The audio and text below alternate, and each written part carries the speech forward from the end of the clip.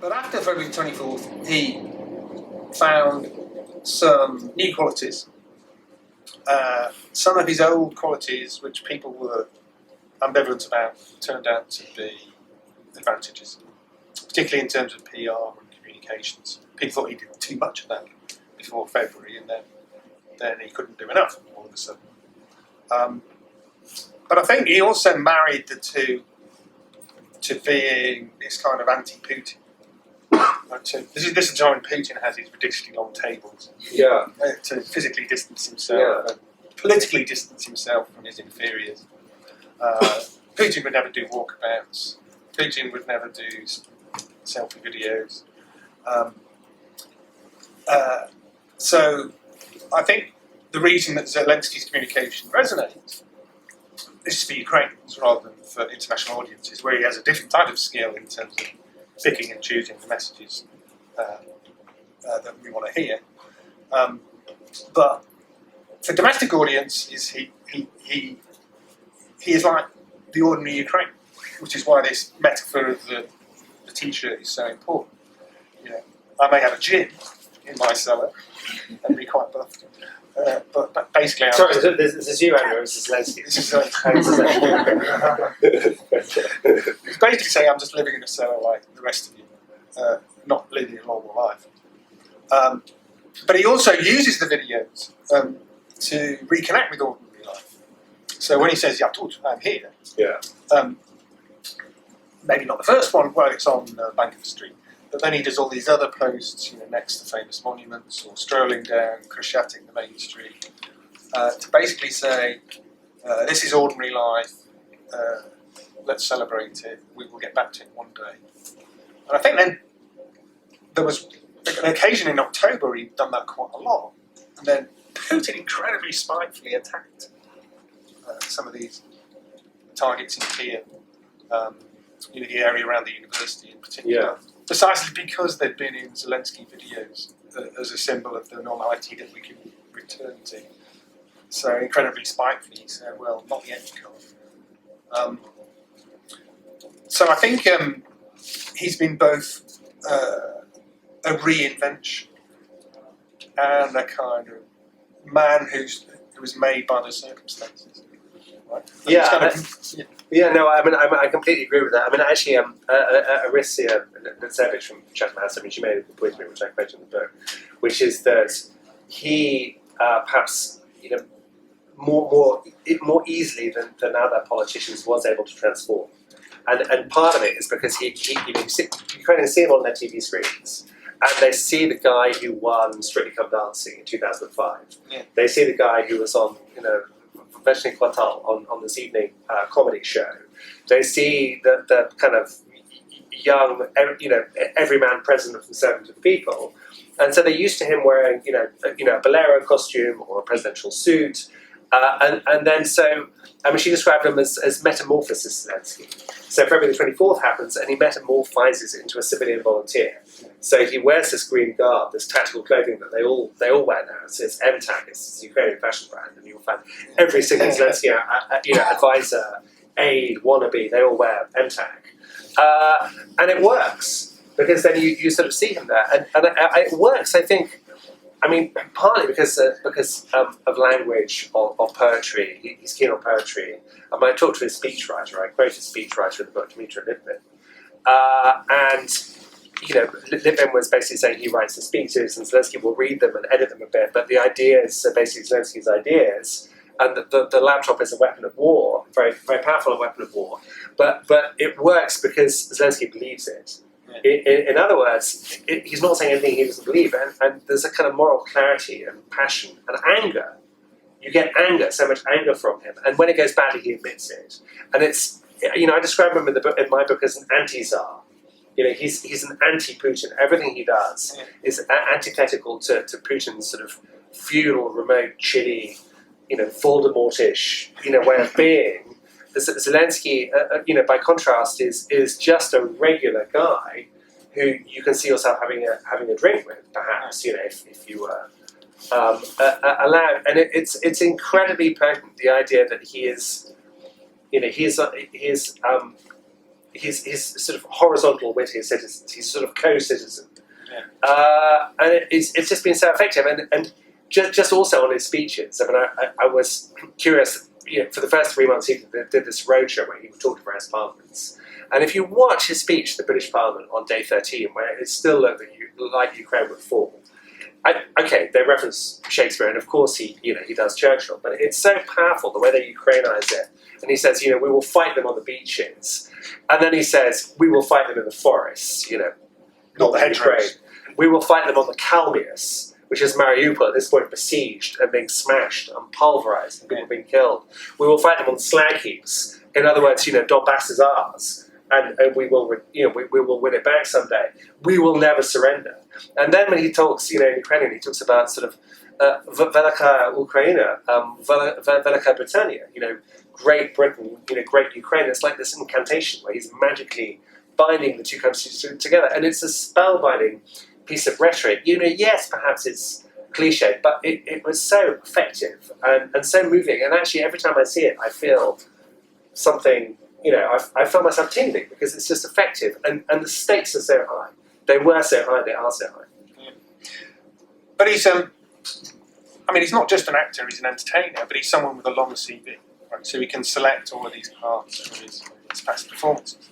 Whereas Putin, if we're hitting the anti-Putin thing again, when he is chosen to be Yeltsin's successor in 2000, famously he models himself on Max von Stieglitz.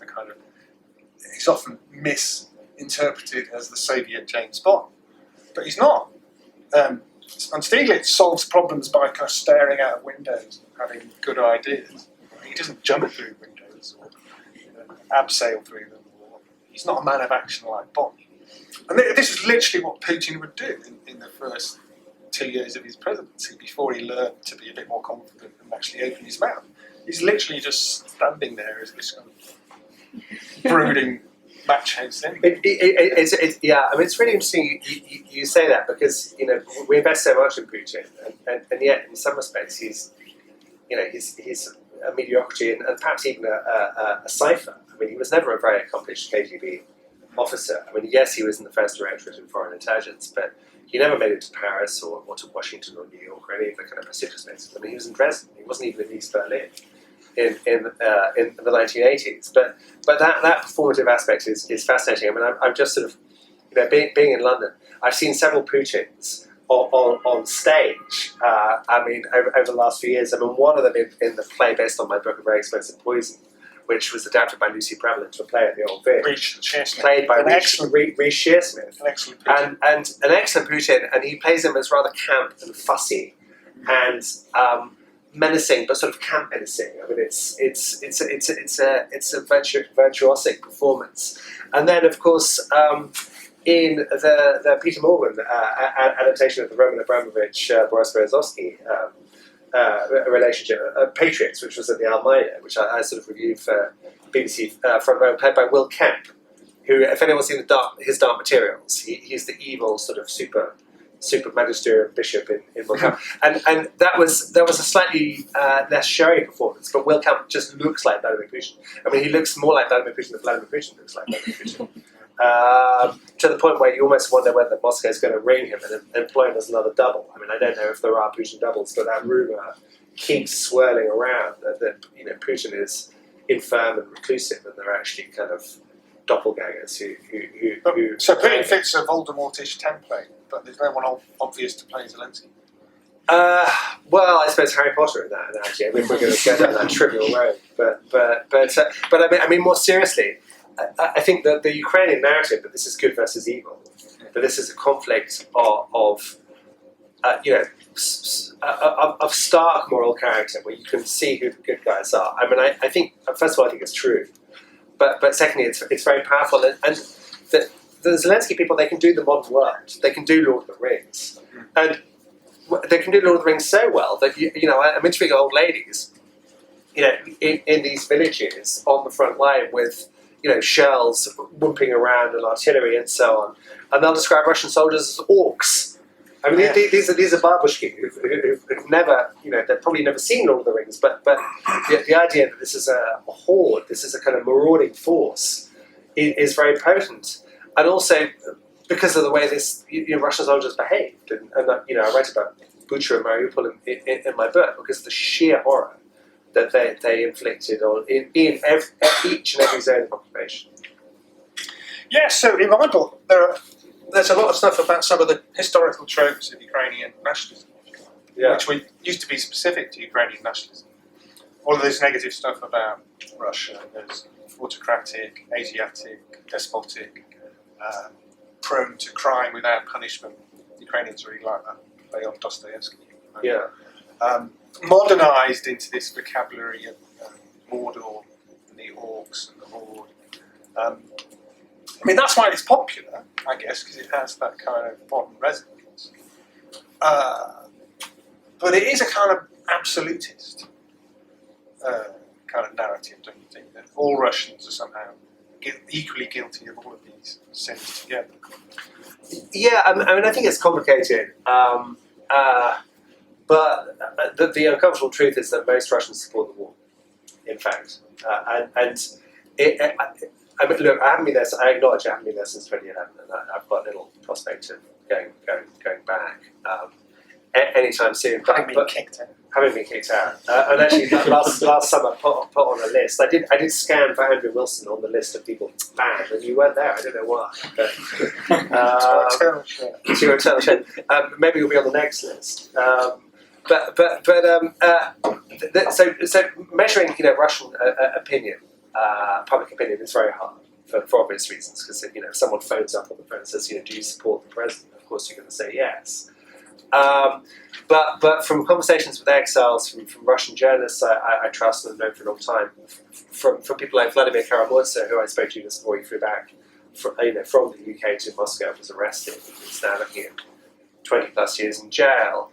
I think there's a kind of minority who are passionately opposed to the war. There's a minority who actively support it and embrace it, and I think there's a majority who sort of tacitly support it and believe. You talk about tropes, that this idea, which is so kind of tenacious in Russian thinking, including popular thinking, that Russia is a victim.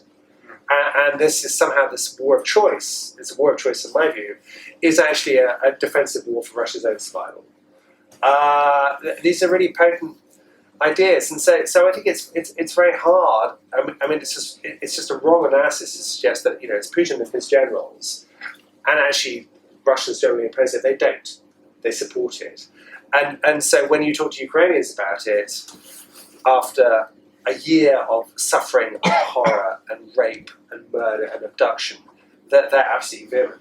And not just about Russians, but also about Russian liberals. I think that Russians actually, all Russians, including liberals, deep down are fantastically chauvinist about Ukraine. And actually are secretly pleased that Putin took Crimea and so on. So there's an unyieldingness on both sides. Yeah, so there's our understandings or misunderstandings of Russia, but there's this consensus within Russia still.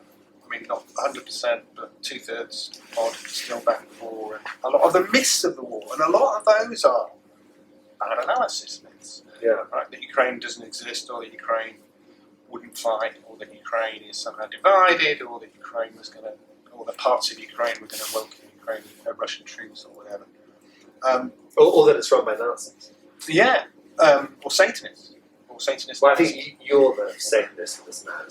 Well, I mean, I think isn't it the West General? I don't know if UCL counts as the forces behind. Satanistic, but basically the decadent liberal West, the Satanist West. That probably is, in league with their puppets in Ukraine. That seems to be the idea. Yeah. So how do we interpret this misinterpretation?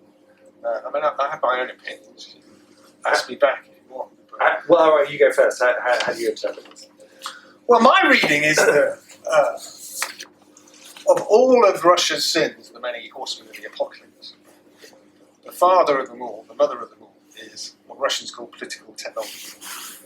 The way that politics is manipulated and turned into propaganda. Those skills have been transferred into weaponization of history, foreign policy, the way you talk about Ukraine, its history, even its church policy or whatever. Moreover, the kind of information gathering and there was quite a lot of that the Russians did about Ukraine. It was also done by political technologists. Have you heard of Mikhail Pogrebinski? No, but I felt I should have done. Right. So he's actually a native Ukrainian, now on the run. Okay. So he's a Ukrainian political technologist who's like a Russian political technologist. He's working for the Russians. So he was supplying Putin with his data. Right? So some of this was data-based, but a lot of it Pogrebinski was making up, or at least there was this kind of Potemkin reporting all the way back to the Kremlin, so that Putin heard what he wanted to hear. So when the police searched his flat, there was a Pogrebinski opinion poll amongst Ukrainians. 44% of Ukrainians on the eve of war support Putin. Right? Not plausible. But that was, so when that comes back to Putin, Putin probably thinks, yeah, great. Good starting base. And that then becomes the basis, A, of policy, B, of military policy. So the military campaign depends on a limited number of elite troops who are going to parachute in, decapitate the government, and then you install your own government. So you won't actually have to do that much fighting. It's the military theory. Right? So they undercommit in terms of troops. And thirdly, it's the basis of the propaganda that ordinary Russians are fed and that too many of them believe. So the propaganda itself is a kind of construct of political technology based on basically false promises about Ukraine not existing. And really interesting,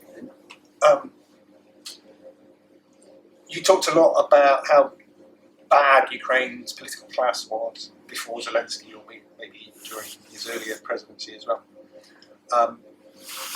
Corruption, political technology in Ukraine.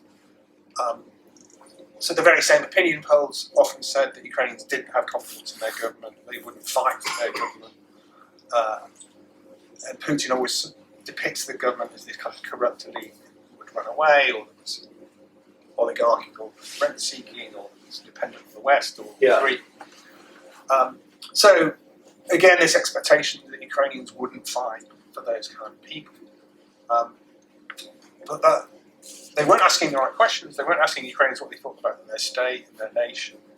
And they weren't tracking the kind of real changes that had happened under Zelensky. But, okay, he had a mixed record, but he was a pretty good president through some difficult times, including coronavirus, where you can see rising support amongst ordinary Ukrainians for statehood, democracy is the best system of government. Government does something for ordinary people like me. And all of that sentiment was changing, particularly amongst Russian speakers, people from South and East Ukraine, people like Zelensky, guys in office, who are precisely the kind of people that Russia wants to win over when it invades. I mean, yeah, I agree with all of that. And I had a fascinating conversation just on the eve of invasion with the head of Ukraine's Foreign Intelligence Service on a Sunday afternoon in a kind of anonymous building in central Kiev. And he was saying, and I kind of write about this, he was saying that basically we've always understood the Russians better than they've understood us. That they kind of, partly it's language. Ukrainians are all bilingual, they speak Russian and Ukrainian, or Ukrainian and Russian. And Russians basically don't understand Ukrainian. So there's a comprehension aspect, but there's also a sort of cultural aspect that they have a deeply chauvinistic view of Ukrainians and think they're just sort of rather simple country cousins, that they're like provincial Russians, and that Ukrainians are a lost kingdom, essentially. And that thinking goes all the way to the Kremlin. And I think so. There's the cultural disequilibrium, but also there's the reporting, there's the rabbinic stuff, but also I think the FSB played a big role in this. I think. I mean, hard to confirm this, but my strong suspicion is that they were talking exclusively to Viktor Medvedchuk and the people around him, so to the pro-Russian opposition bloc, and were being told by a pro-Russian opposition bloc that support for Zelensky was very thin, that most Ukrainians were waiting for Russia in some way, and that any kind of special operation would be successful and pretty quick. I think that's what they were told, and Putin no one was gainsaying Putin. I mean, no one was telling him actually this is going to be harder and more difficult. And he fell victim in the end to his own mandible thinking. I mean, that was clear enough. And just one other point, which head of foreign intelligence made to me, which I think is true, is that Putin made this category error. He thought the Ukraine of 2022 was the Ukraine of 2014. And what he didn't realise was that by annexing Crimea and starting a war in the east, in which thousands of people had died, civilians and soldiers, he had, paradoxically enough, he had Ukrainized Ukraine. I mean, he more than anyone else has been the person who's pushed the support for NATO, for the European Union. It's been Putin who's done this, and he complains bitterly that Ukraine has been made into an anti-Russian project. Well, he made it into an anti-Russian project. He actually left Ukraine alone. There might have been a pool of people who were still sympathetic to Russia, but that all changed after 2014, and it's now irrevocable. I mean, there is no reconciliation possible between these two countries in this generation, or the next generation, or the generation after that. And Putin and Russia's blindness about Ukraine is many layered. Right? It's not worth studying because it's not really an object of study. It's not independent. The fact that Ukraine policy is basically not run by the Foreign Office but out of the Kremlin's domestic policy tells you a lot. But because Ukraine is Russia, Putin expects to see equivalents in Ukraine, including to himself. Right? So bizarrely, I think he projects himself onto Medvedchuk. Because you've got this baseline of, this party was actually second in the 2019 parliamentary elections. He got 12%, somewhere in the teens of the vote. But the idea that Viktor Medvedchuk himself was personally popular, it's always crazy.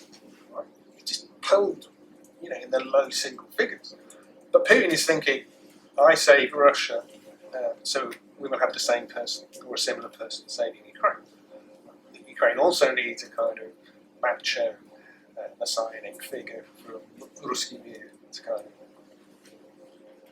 You're shaking disbelief at Putin, I hope not. No, not at you. No, but like I said, I mean, Medvedchuk was zero. I mean, he had no real following. I actually tried to interview him in the run up to the war. I was telegramming his special advisor all the time, and they agreed, that the interview never happened. And I was dealing, but I know someone from that. They didn't cite a figure. Well, so what, I mean, no one tweet this, but one of the reasons I was so confident that there was going to be invasion was that I've known for a long time an opposition bloc MP called Oleg Voloshin, who used to be the press secretary at the Ukrainian embassy in Moscow when I was there, and Voloshin kept running off to Serbia all the time. I don't entirely know why, but for the whole January, February, he was just going to Serbia, which of course is, kind of effectively Russian fiefdom. And I don't know who he was talking to there, but to me it just rang alarm bells saying, actually, nothing good is going to happen. Medvedchuk, according to, he gets arrested before he can actually flee. He's eventually exchanged in a prisoner swap. It's a pretty good deal. Ukrainians get not just many more of their guys, but they get all of these guys from the Azov battalion, for whom the Russians were clearly planning this big show trial about how Nazi they all were. But Putin's prepared to sacrifice that to spring his guy. Mafia thinking, I guess. But according to court documents, the Russians had paid him up to $1 billion to promote the Russian cause. And when I thought he went to Russia in this prisoner exchange, he would be in some dark cellar, right? Where the fuck did the money go? Basically, what the Russians were asking. But no, they think he's still useful. So he did all these interviews in Russian media last week.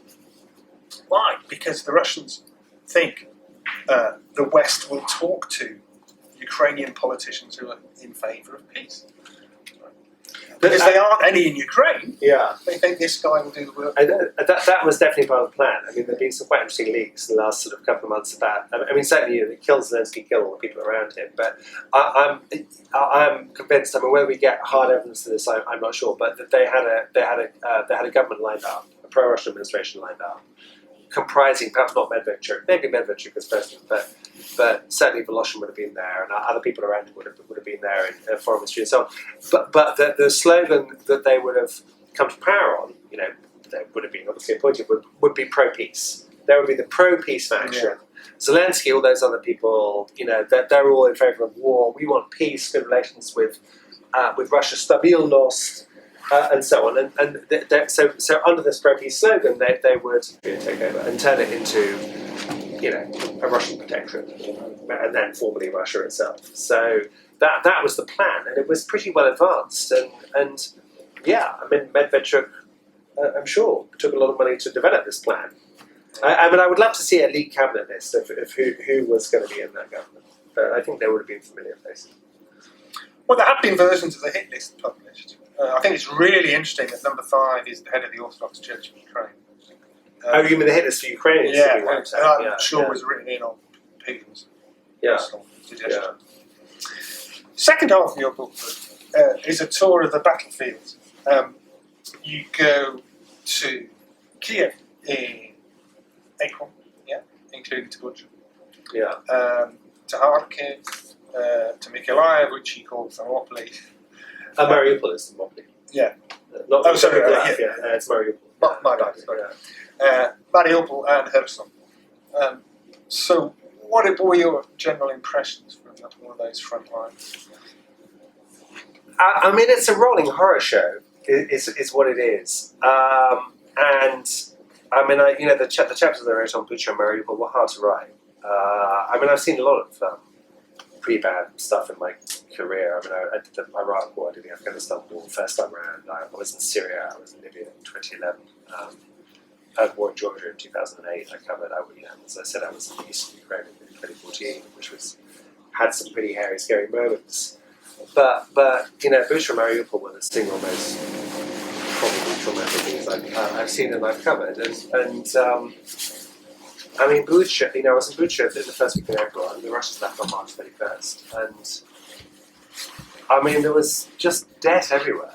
And also it's the contrast between this very green, pleasant, quite prosperous satellite town about 30 kilometers northwest of Kiev, where Bulgakov used to have a dacha, where families would move out of town and they would go and live in Bucha. And what happened, which was that essentially the Russians came in, they got smashed up. One column, that famous shot in Vokzal now. First. And they got smashed up, and they were so enraged, and they couldn't actually find the Ukrainian army, and they just decided they'd take down the civilian population. So they ran down men, they tortured them, they shot them, they raped women, and then they just started killing people they saw using their mobile phones because they weren't convinced that people were phoning in, coordinates and airstrikes. And this one street I went to, Ivana Franka Street. Which again was idyllic. There was a lake nearby. It was next to the railway lines. There were these, lovely dachas with cottage gardens and apple trees. And the Russians have swept in Mad Max style, and they flattened the picket fences and parked their armoured vehicles in the gardens. And then they went house to house. And I just, I read about the story of Volodya, who was a 26-year-old electrician, living with his mum and aunt, Tanya, and the three soldiers knock on the door. They demand to see everyone's phones. He hands his phone over, and he had taken a photo of a destroyed Russian tank, which he'd sent to a girl he liked.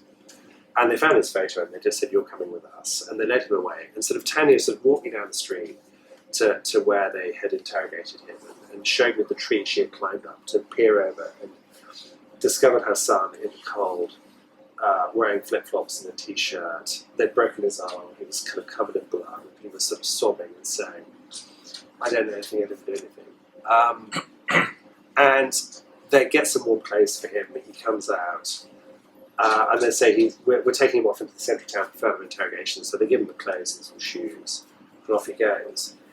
And they don't see him again. And the soldiers, who are sitting on a sort of articulated lorry that they sort of used to block the street, say, we will return him, and so for 3 weeks they believe he's still alive, and then they leave chaotically. The Russians leave. They kill about 13 people on that street. There are bodies all over the place. This is just one small street, And someone comes around to Tanya and says, look, we found a body. And so we walk down the road to where all this happened. She's sort of showing me, and we go to the end of the street, turn right, to an abandoned house where the Russians have sort of come in, they'd shot it up, they'd looted it, smashed the windows, with daffodils, with a dog kennel, with a well.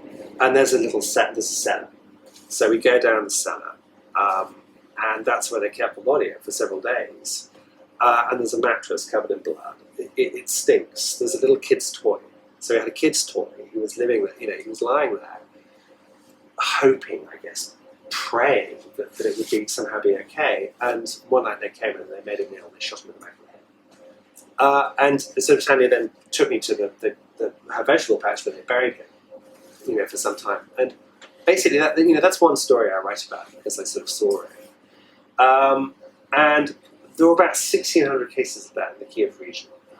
There were, I was in the zoo in November at a mass grave in the forest under these pine trees, orange pine trees, quite a bucolic spot, watching forensic scientists dig up bodies, and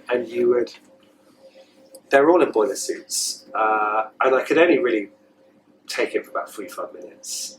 There were people coming in who lost relatives, sort of, a man looking for his wife. Is she there? Talking to the police. And they put a body up. And you'd sort of look and say, khaki trousers, okay, it's a soldier. Are the hands tied? Sometimes they were, sometimes they weren't. Smaller body, possibly a woman, hard to tell. This has happened in every area that Russia occupies. I mean, what we're seeing is basically fascism. And I want to be clear about that. It's fascism. Areas are seized, people are filtered, men are taken away, young men don't stand much of a chance. And it's heartrending. This is happening now. It's happening now. And I just felt I had to kind of write it, not because I want to kind of scarify anybody, but I just think we have to record all this. We have to acknowledge it. We have to process what's happening in Ukraine with kindness and with empathy. It's horror. Andy, it's horror. With limited resources, almost 70,000 documented cases already. That's a fraction of the real number. Yeah, I mean, it's the greatest horror on the European continent since the Second World War, actually. And I've covered. I mean, we've both covered Russia and Ukraine for a long time, and as you said at the opening, we've been chatting informally for years about this.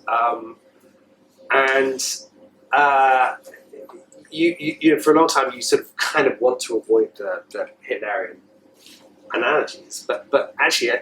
This is kind of the 1930s. It feels like the tail end of the 1930s where we are now. Just the scale, the kind of ambition of Russia to absolutely annihilate Ukraine, the explicitly genocidal aspect. I mean, I go to villages shredded by Russian fire where there's been kind of occupation, and one of the first things they always do whenever they take a village is blow up the statue of Taras Shevchenko and grub up any kind of monuments to Ukraine servicemen who died in 2014. I mean, they're the first things to be destroyed. I mean, and most of those monuments would have been put up in the Soviet era.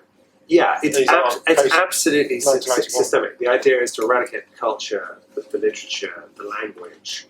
And I think, as I see it, I think Putin basically thinks that either Ukrainians, so he doesn't think Ukrainians are a thing, but people living in what we consider to be Ukraine, either they can be made into good Russians, who acknowledge Russia and its supremacy, or they have to be annihilated. It's as simple as that. It's basically accept or die. Those are the choices. And I think we're beholden to acknowledge that and really, if we have any kind of moral sense at all, to try and help Ukraine. There are many ways of doing that. I mean, just being here for a start, but I just think it's our 1930s moment, and we have to recognise it as such. Rob, comment on that. The original plan was for me to ask you mainly questions in the first half. Sorry, I'm sorry. No, went out the window. Yeah. But before we turn over to Q&A. Yeah, I've got some questions for you. I'm sorry, forgive me. When is it going to end? Is my question. Where's it going to end? Well, I think there is a clear and rational case that a shorter war will not just be shorter, it will be shorter than the long delay. Right? If we don't opt for a short war, then it will be a really long war, and a repeat war, a continuation war, like the Finnish War in the 40s. It ends when, in order for it to end, Ukraine needs so many things. It needs territory, it needs people back, including all of those people who've been kidnapped and gone through filtration camps. It needs physical security, so it needs to keep a strong army, and the West needs to keep supporting that army. It needs to expel Russia from Crimea, otherwise it's not physically safe from the peninsula bristling with weapons. It needs Russia to lose. It needs Russian capacity to restart the war, to be massively degraded, otherwise it will. And it needs the big lie on which the war was fought to be deconstructed. So it needs the Russian propaganda state to be deconstructed too. If ordinary Russians still believe the war was necessary, or it was a war of self-defense, or that all Ukrainians are Nazis, or that this is the war of the West against Russia, then that will fuel a new propaganda myth of Dolstros, stabbing the back too. You can see that being constructed very easily. And I think, in addition, there has to be a feasible reconstruction plan, which logically and morally should be paid for by confiscating Russian assets. And there needs to be proper war crimes trials by an international tribunal. That is a long list. Absent even a single one of those parts, then I don't think Ukraine has security. Is it practical to opt for some kind of end to the war short of all that? I'm actually quite sceptical. I think in order to get true security, Ukraine has to get 90% of that. The crazy idea that there could be peace now is so ridiculous. Why do people even ask the question? Why would Ukraine even consider that? When it's only 10% of the way to all of that. It's begun reabsorption of some territories, but all the other items on the list are still to be achieved. So in terms of the when, I mean, that depends on progress on the battlefield. It's probably a bad analogy, but in the spring of 1918, you had a situation where the Germans were actually winning on the Western Front. Right? Temporarily, they had this influx of more men. Having won in the East, they could transfer all these soldiers to the Western Front. So after 3 years of stalemate, they break through. The French army is just mutinied, but our army is pretty solid. So it's all of these extra Germans versus will Allied unity hold and will enough Americans arrive in time? So it's only a partial analogy, but you've got all these extra Russians now on the battlefield with more to come, and that plugs some gaps. And even though they're badly trained and equipped, just throwing waves and waves of soldiers at the Ukrainian lines has some effect. Against, finally, we're supplying them with the equipment that they've been gasping for so long, but not all of it. yes to tanks, but not yet to planes. If we did all of that in one go, the war might end quicker. I do see the Biden administration's calculation wrapping around all of this, is that they don't want to create a fantasy war that exists in Putin's mind and in Russian propaganda between Russia and the West. Despite that terrible editorial in The Guardian last week, Not ready by me. not read by you, that the war, the West was now actively at war with Russia. No, we're supplying their weapons, but the people who are dying are all Ukrainians, plus the foreign volunteers. That's not a direct answer to the when. It'll take a lot for the war to end. Yeah, I completely agree with you, and all I would add is that the as I was saying, the mood in Ukraine is now vehement. I mean, so much has been lost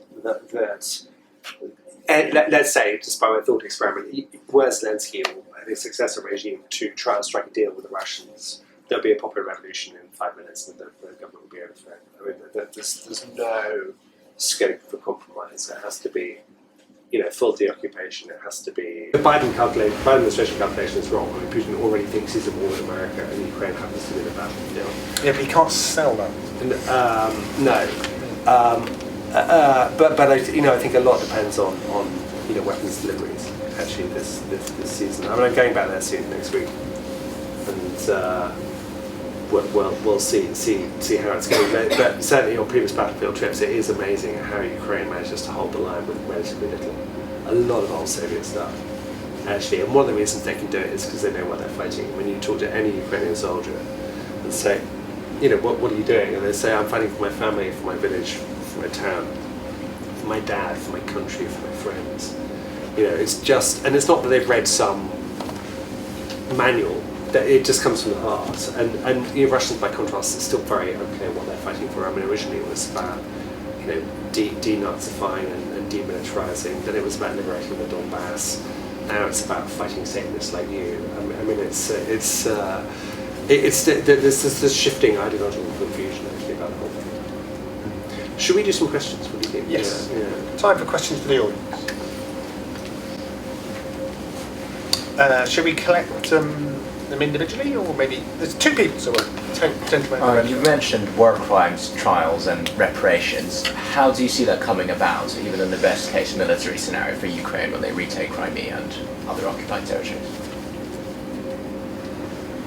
You mean sort of formally, juridically, or no, more how do you think that's, well, Putin isn't going to fly to The Hague and surrender? So I mean, even if Ukraine retakes Crimea, how do you actually see anything more than that coming about?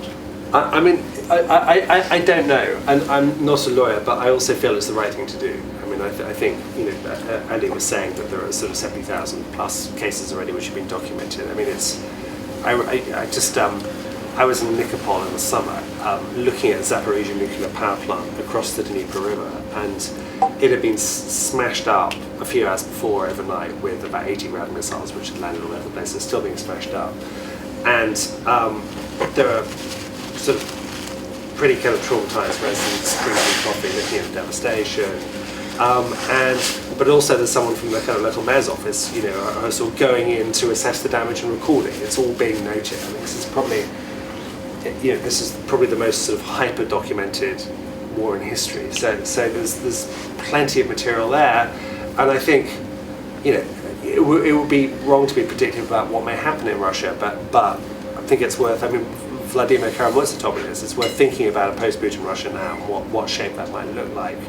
And for now, it seems impossible that there could ever be a more plural, less crazily aggressive nationalistic Russia. But maybe that time will come, and when that time comes, you need a justice and accountability. So, whether the mechanism is The Hague, whether there's mechanism in some other kind of international tribunal, I don't know. But the only additional point I would make is that Russia can't be let back into the international community. I mean, the fact that the International Olympic Committee are talking about Russian athletes participating, I mean, no one tweeted this either, but Bach, I mean, how much are they paying the guy? I mean, there's clearly something which is, spinning his mind or his bank account, but that's not going to work.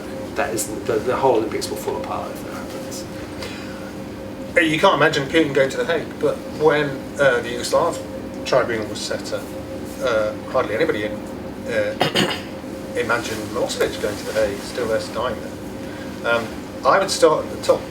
I think a collective indictment of all the Russian top leadership, Putin, Shoigu, Lavrov in particular, Narishkin. There's enough collective evidence against all of them for that not to be a legal fantasy, and I think would be a hugely important start and signal to the rest of the Russian elite. I mean, basically, Russia has turned into a rogue state of the worst and most toxic kind, and I just in sort of geostrategic terms. I mean, I don't know if Andy agrees with this, but it just seems to me that we are back to the early Cold War. I mean, we're back to containment. In other words, there's no point in trying to, talk to the Russian political elite or to understand them or to parley with them or to deal with them. And we just have to contain them and make sure that what happened in Ukraine is not repeated in Moldova or in the Baltics or Lithuania or Putin really hates the Poles. There's not some adventure in Eastern Poland, or even Russian state TV has been talking about redividing Germany, and smooshing the Germans and hitting Berlin. So this has to be the last act, I think. Yes, so there is an analysis from 2009 when Her Majesty the late Queen asked a respected economist, how did you not see this coming? So with the utmost modesty, I'll ask you the same question as analyst. How did you not see this coming, and what is to be learned from this mistake? What in particular? That the war will happen. Well, I was at a tediously academic conference in May, where the academic question was asked how good our predictions were, how well thought out our analysis had been, and Andras Rats from DGAP, he basically said, how do you predict such a terrible decision? How do you predict an invasion based on bad history, bad military planning, no planning for post-war or occupation, multi-layered in its incompetence is the wrong word, fantasy thinking. So did we predict all aspects of that? Probably not. But I think both Luke and I have been saying for a long, long time, this isn't about Crimea, it isn't about bits of the Donbass. It is fundamentally about this idée fixe that Putin, at least, and his propaganda machine has about Ukraine. So they're not satisfied with the annexation of Crimea. It is fundamentally about destroying or making Ukraine dysfunctional, or dividing it and absorbing it. That has pretty clearly been Russia's aim since 2014. So I think we got that one. I mean, to take a line from Star Wars, we're not the droids you're looking for. I mean, we were the droids who were saying, writing, I've published books about this. My first book in Russia was called Mafia State.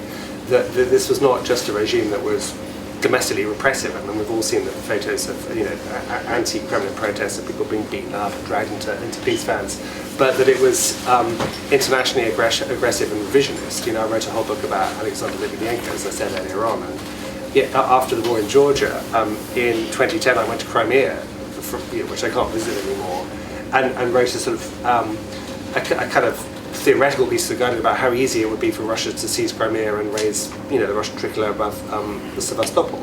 So we've been thinking about it for a while, and as I said, the reason I went back to Ukraine pretty early on was because I was convinced something was going to happen. And there were different opinions. I mean, not everyone believed that, but I was also telling the guy in front desk that a big operation was coming, and actually.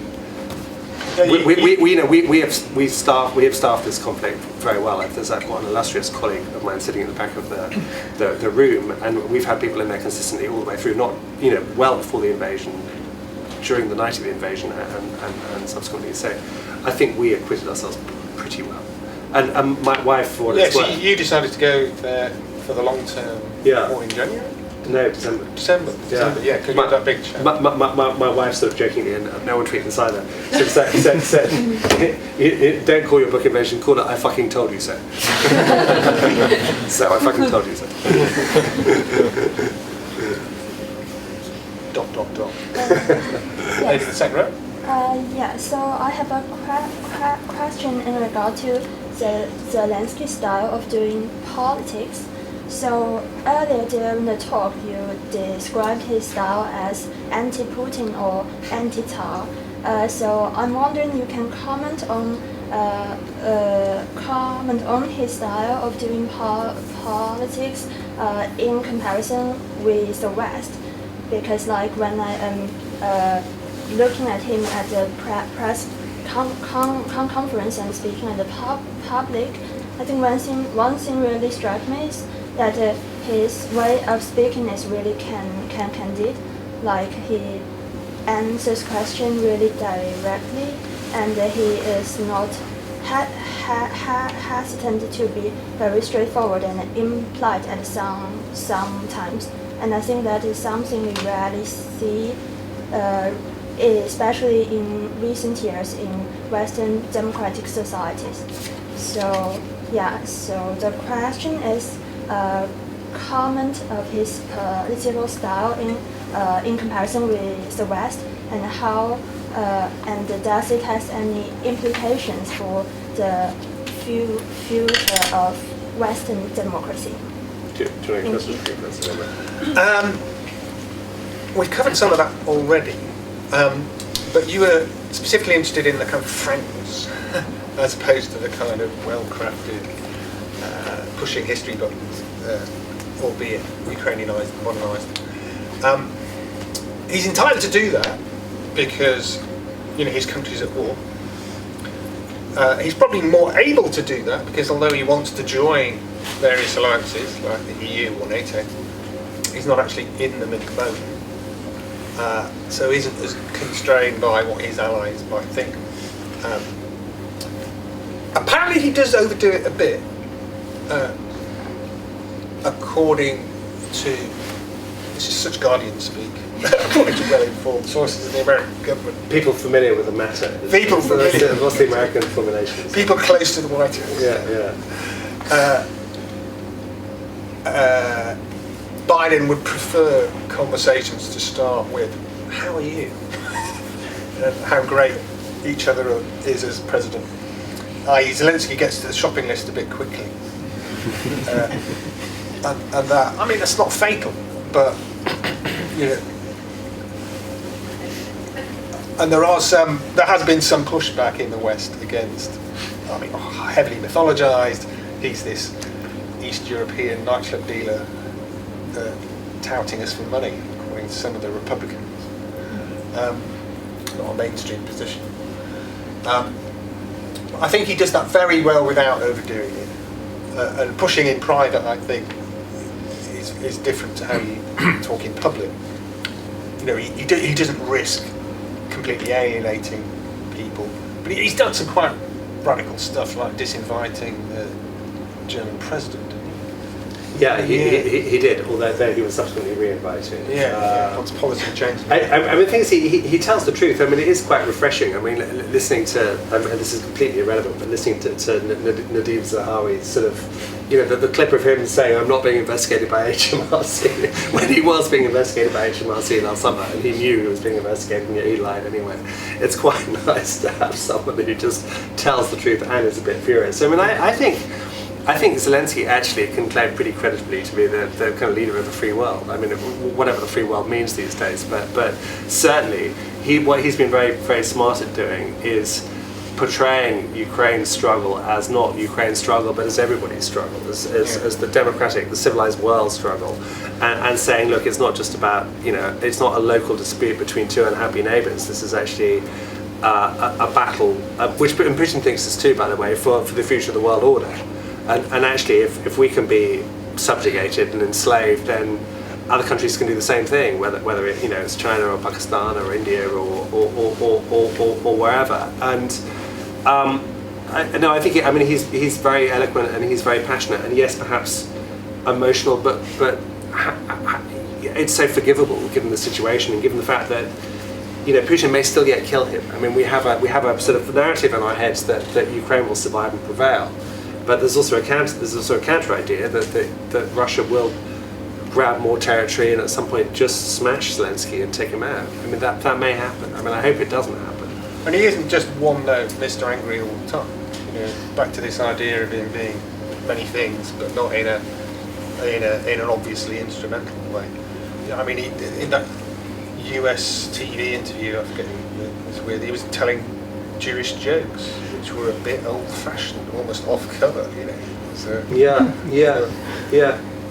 two old Jewish guys in a. And just finally, he is brave. I mean, some of the places he goes to, I've been to, and you would not go to those places lightly. I mean, he's brave, and you see the footage of him giving medals posthumously to the widows of soldiers who've died, with little kids hanging on. It's heartbreaking stuff. So no wonder he gets to a shopping list in his calls with world leaders, because he knows that every day, another 20, 30 widows are created. Shopping list is. Shopping list is needed. List of necessary items. So I realise you both acknowledge that, and I think most of us agree, it's going to be a really long war, but hypothetically at the end of it, Ukraine has won, which it will. What happens to Russia as a country? I don't mean the high leaders or anything, but what happens to Russia? Sorry. Well, if Ukraine has won, a lot will already have happened. Yes. No, I was just going to say. I mean, there's the two ways of answering that. What will happen, and what should happen. Should happen, yeah. I mean, what should happen, and this is Karen Motzer rather than me, is that there needs to be a process of lustration. There needs to be a kind of reckoning. I mean, the fact that there's been no coming to terms in the way the Germans did with Nazism over the whole Stalin legacy and the sheer sort of awfulness of the Putin regime to the point where Russia is now essentially a totalitarian state. I mean even more so than Belarus. I mean it just all descent is impossible. I mean, there was a horrific story this morning about a family who were talking in a restaurant and voicing their opposition to the war, and someone at the neighbouring table called the police, and they were dragged off and arrested, and their 9-year-old kid was sort of taken off to an orphanage.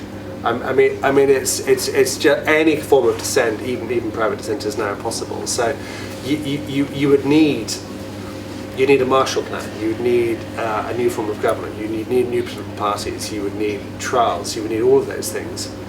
But I can't. Unfortunately, I can't see it happening anytime soon. You'd also need a kind of campaign to take nuclear weapons away from Russia, because it's threatened to use them. Yeah, you need denuclearization, deputinization, you need all of those things. I don't see it happening, which is why, as I was saying before, I think we're back to containment, where you actually just have to contain Russia and also try and stop it from meddling in Western political processes, including here. And I mean, outlawing Russian donations to the Conservative Party would be a good start. Yeah, I mean, if dealing with the Nazi regime, the core problem was dealing with Nazi ideology and the Holocaust. I don't think there's an exact equivalent here, but it would be that political technology, propaganda core of the state that generates all of these other problems. So, if we're back to the 70s, the containment and the Cold War, Russia needs to go back to living in truth. Václav Havel's famous essay. Yeah. Just even when we talk to them, we should stop after three words if it's back to the same old same. Thank you for a very interesting discussion. Nice badge. So my question is not so much about Ukraine as about Russia. Do you see any signs or potential of regime change in Russia anytime soon? Andy, are you going to go and change the regime in Russia? In fact, are you visaable for Russia or not? Having never been expelled, having not tried to get in since 2013. Sorry, what was the question? Well, regime change. I mean, if you see any signs or potential regime change in Russia? I see signs of discontent, but Russia is a different society than what it was before the invasion, before Putin's re-election in 2018. In fact, since the Belarus protests in 2020. Cumulatively since 2018, Russia's become even more authoritarian. I wouldn't call it totalitarian. Instead of a hybrid state, it's full-on authoritarian. And there are so many fewer opportunities for public politics, public conversation, or channels of influence on Putin, including a real narrowing at the very, very top. So I see discontent because so many fundamentals of the Russian modus operandi are being trashed, including the basis of the mafia state, including the basis, Russian rent-seeking. Where does the corrupt fortunes come from? Oil and gas, and Putin seems to be destroying all of that. I can see plenty of discontent, but no way of channeling that either to displace or even to influence Putin. That makes the system very, very febrile in the end. When something happens, it'll happen quickly in some way we don't yet know. A palace coup, Putin pushed out of the window, whatever. I just don't see it. Unfortunately, but the problem is we've all watched the Armando Iannucci Death of Stalin, right? And whenever anyone says palace coup, I think of Death of Stalin, and unfortunately, it's not like Death of Stalin. But that starts with the dictator already. Oh no, there's a bit where he's alive. Well, he's vaguely alive to be. But think about Barrier being dragged out to the courtyard and screaming and whining and is dispatched. But I think the most likely scenario is that Putin has a kind of Brezhnevian ending and is carried out of the Kremlin horizontally, and whether that's soon or in 5 years or in 10 years, I don't know. Funnily enough, I had a conversation about Putin's health with let's just say a non-British Western intelligence source who said that there's no confirmed information about Putin being ill, and he said that what we do know is that he has extremely good doctors. He's got basically the best medical care in the world, so if they can keep him alive, they will. He may have Parkinson's, we don't know, but basically no. He's absolutely paranoid about his personal security. He sees very, very few people. There are fairly credible rumours that a lot of the footage of him on state TV is faked or pre-recorded some time ago and then wheeled out to give the impression of normality. So no, I think he's there, and also I think if he falls, then probably anyone who replaces him will be quite similar, unfortunately. We still have about 10 minutes. There's a lady here. Yeah, so just a follow-up question also, concerning Russia. So there has been quite a popular discourse, in Western journalism and sometimes in explanation for war, is to discern between Russian people and Russian regime, and it still kind of falls out after you see more than 100,000 liquidated personnel. There is still some people who tend to discern a population and its kind of leader saying that, we're living effectively in a dictatorship and that it's impossible for us to protest, but somehow we see that, for example, in comparison to Ukrainian revolution, so does this discourse still lives on? Is it because it's being sustained by the so-called opposition again? And of course, the most popular one is presented by Navalny team, who are essentially sometimes forgetting about his very imperialistic past and narratives and calling all these ethnic minorities by the slurs and anything, but making him out of a hero now and second best alternative, although it's clearly false. Well, the one time where the opposition did look like capable of challenging the regime was 2011, 2012, a lot like. And in the build-up to that, there was a lot of talk about liberal nationalist alliance in the opposition, represented by the person of Navalny. and that being a source of strength. But in the end, I think it wasn't. It made the opposition dividable. It diluted the basic point that the Bolotnaya protests were only about politics. Right? They're about a rigged election. So about the liberal and the nationalist. I think Navalny's subsequent popularity is based on other things. Anti-corruption campaigning, skillful use of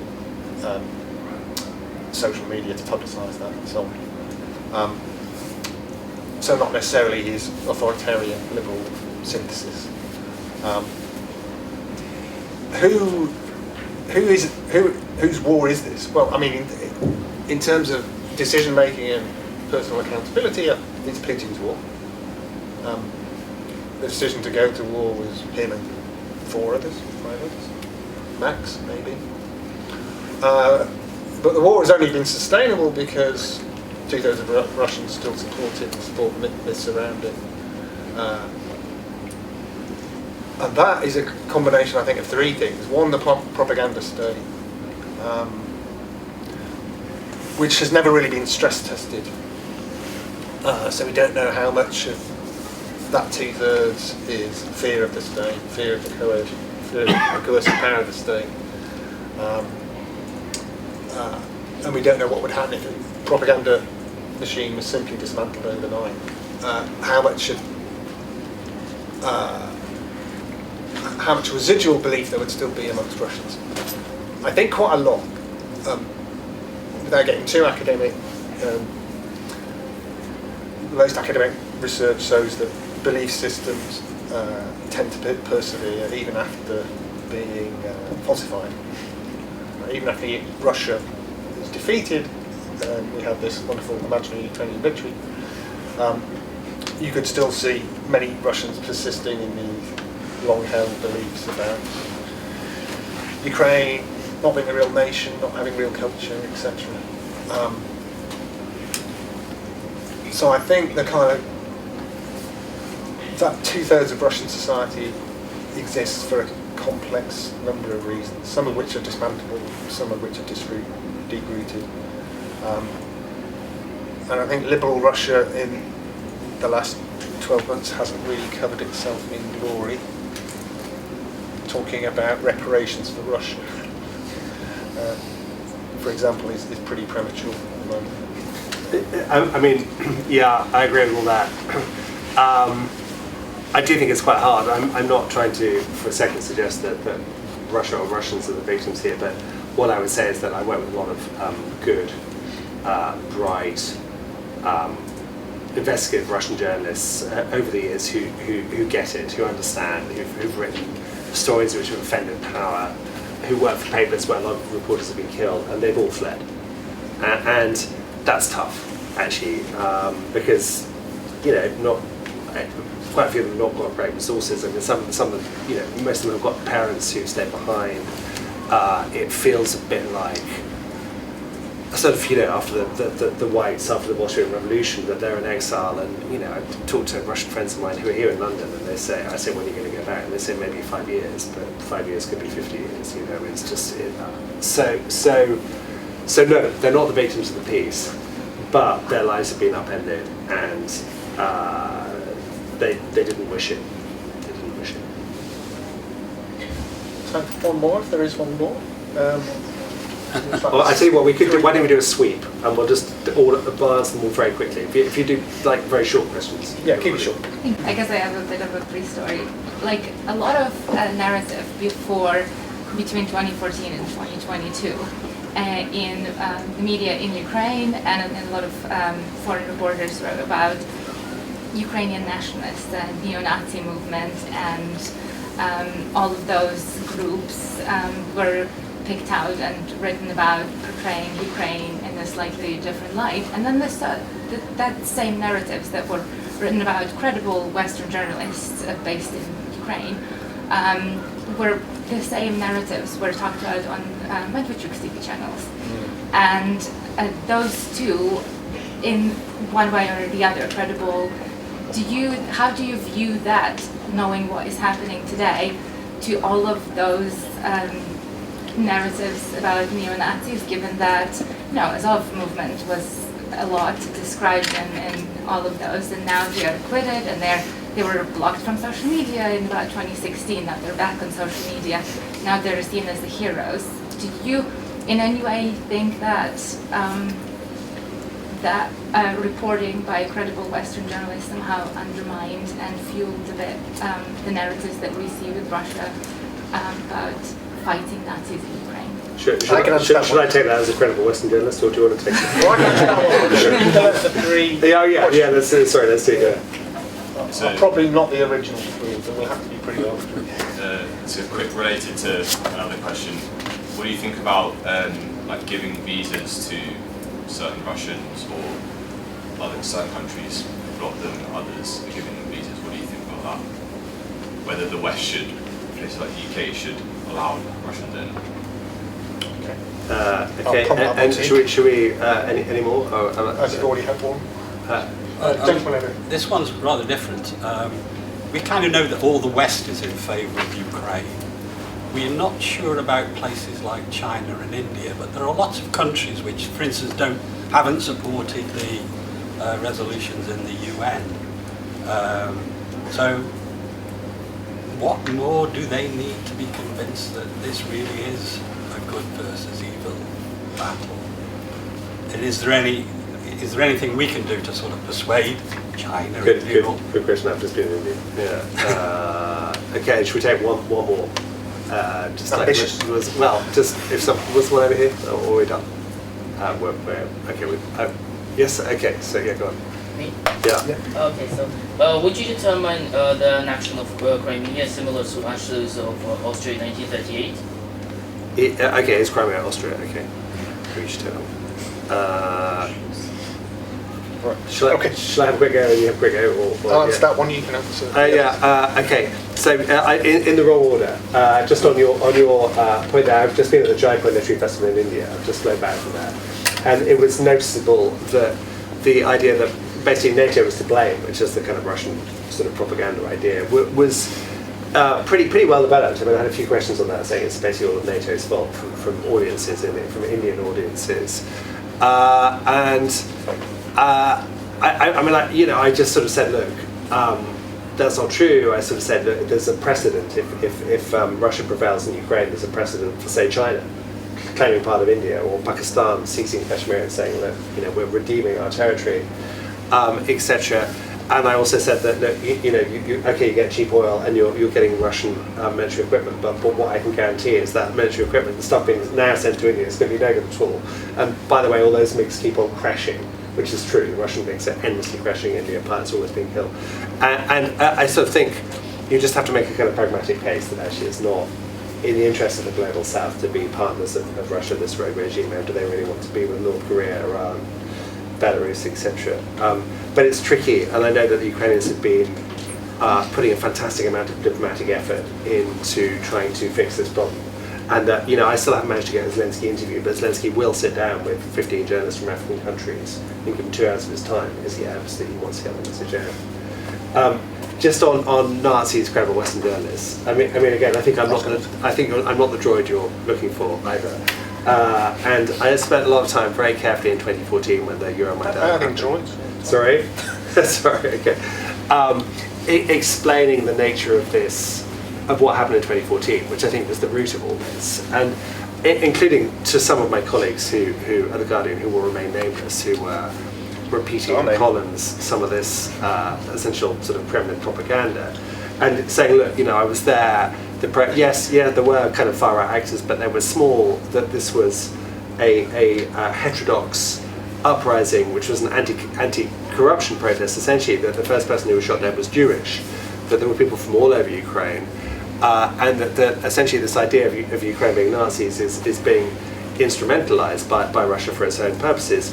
And unfortunately, has caught on in some universities, some kind of left-wing Harvard professors sort of repeating this.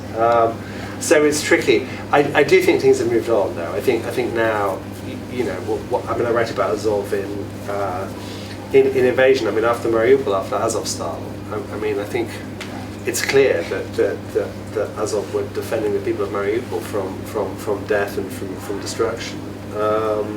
So you know, the Russian propaganda is still trying to kind of revivify these ideas, but I don't think they've got much kind of traction anymore. My take on the same question is a bit more technical, because Russian propaganda is highly technical. Right? They've been doing it for years. They've worked out all these elaborate methods. So propaganda isn't just a one-off thing. It's all about interconnections and mainstreaming your message via those interconnections. So Russians talk about the kachka, just throwing a message out there, and then secondary infection. Propaganda is much more successful when it spreads to secondary exports, mainstream sources, and grows. Vibrosi, like injections, the way that you get quotable stuff out there and then you quote it in your media. Useful idiots, platforms and voices which are created just in order to be quoted in other media. Right? So Medvedchuk's channels aren't doing this by accident. You know, it's all, you know, they understand how it works and how the messages are being fed in and how they then replay them and how they magnify them.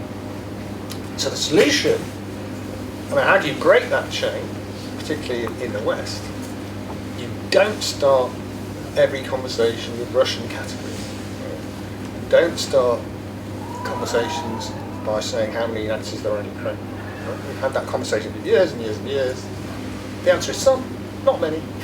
End of conversation. Right? The way that it takes over the conversation, that it's always the lead-in, it's always something you have to answer before talking about something else, which gets devalued because it's been placed after that. I think we just don't have those kind of conversations.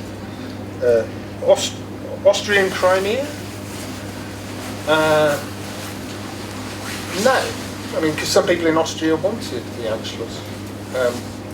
That was a long story of the unsuccessful Austria 1.0, you know, after 1918, and then a different story about how post-war Austria was 2.0, was different and more successful, and it was, yes, it was based on a idea of Großdeutschland and uniting ethnic Germans within a single state, but it wasn't a settler colonial ideology, which is what Russian ideology in Crimea is. A kind of hyper-Star-sized denial of everything that came before Russian Slavic rule. That you don't have that element in German-Austrian relations. I think I quote you in my book saying this, Andy, about settler colonialism. I was going to say, just on visas, so we don't forget you.